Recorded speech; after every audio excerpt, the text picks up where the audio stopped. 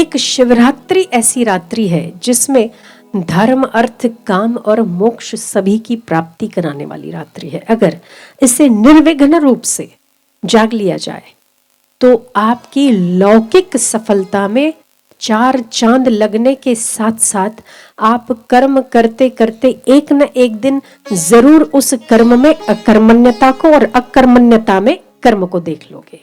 जागते हुए समाधि को और समाधि में होते हुए भी आप सतत जागृत रहोगे। ये वो रात्रि है। मुझे इसकी महिमा जितनी गाऊं उतनी कम है, पर कई योगी आज की रात्रि में जूनागढ़ में तो मेला लगता है, शिवरात्रि का मेला कई दिनों से लगता है और लाखों लोग उसमें शामिल होते।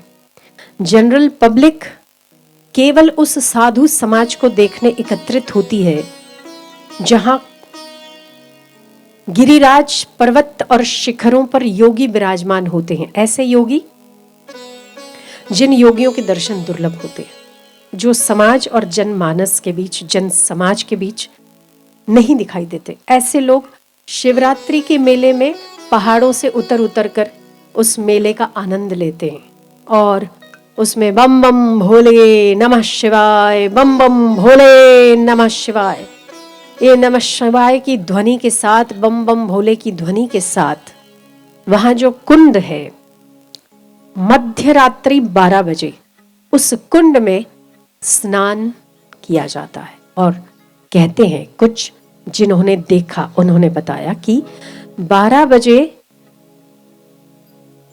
कुंड के पास जाने के दरवाजे लॉक होते हैं, पर फिर भी उस कुंड में स्नान करने की खलबली होती है। जैसे हम स्नान करते हैं और डुबकी लगाते हैं तो डुबकी लगाने का कैसे आवाज आती है, ऐसे कोई भी वहां नहीं होता।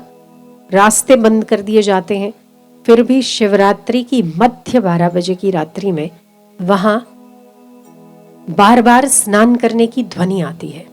कहा जाता है, लोगों की मान्यता है कि वहां शिवरात्रि की रात्रि को शिवजी और पार्वती पहले स्नान करते हैं और उसके बाद सर्वश्रेष्ठ योगी जो अदृश्य रूप में वहां रहते हैं वो उस कुंड में स्नान करते हैं और केवल यही दृश्य देखने के लिए लाखों की तादाद में लोग उमड़ पड़ते हैं।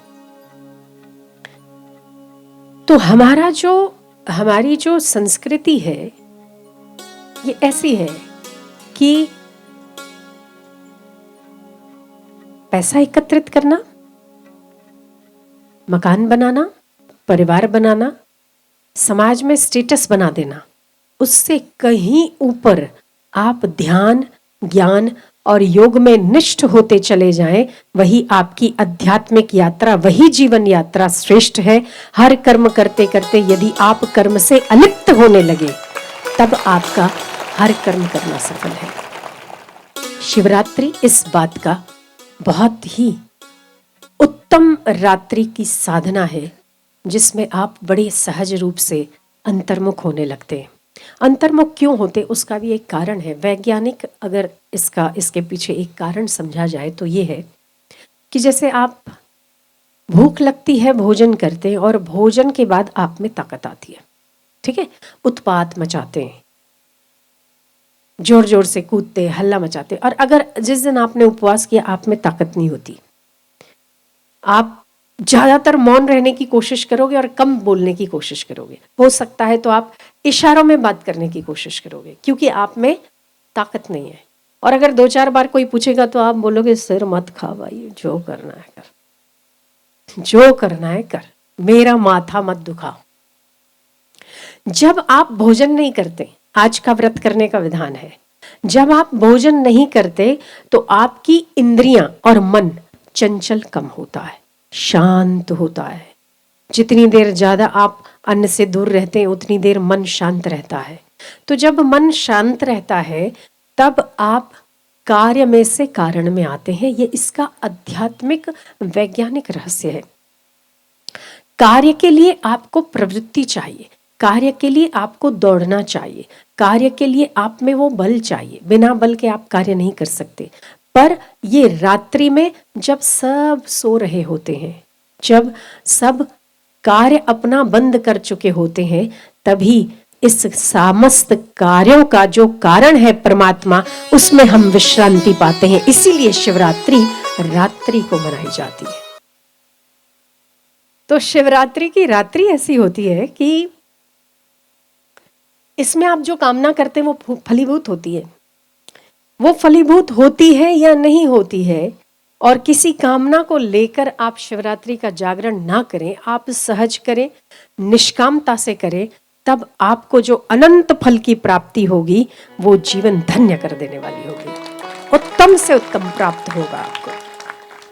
एक रात से आप अंतर्मुख होने की यात्रा करोगे। इस रात्रि को, शिवरात्रि को, ये जो प्रकृति है, ये प्रकृति कार्य में से आपको कारण में लाने के का यत्न करती है।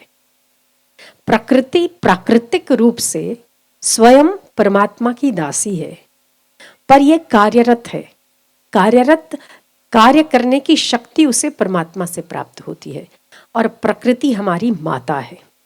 तो हर माता चाहेगी कि बच्चा अपने पिता से वैमनस्य ना रखे, पर प्रेम से पेश आए। हर माता चाहती है कि पिता और बेटे के बीच जो झगड़ा है वो खत्म कर देना चाहिए। वो पापा को समझाएगी, सुनो ना, बच्चा ही है ना, माफ कर दो ना, अगली बार नहीं करेगा, है ना। करते हो ना आप लोग भी ऐसा, माएँ करती अक्सर दिखती हैं। तो प्रकृति हमारी माता है, और वो माता चाहती है कि सभी जीव जिनको मैंने पैदा किया है वो अपने पिता की ओर चले, वो अपने पिता को पहचाने, वो अपने कारण स्वरूप को पहचाने, जहां से वो पैदा होते और जहां से ये सृष्टि कार्यान्वित होती है।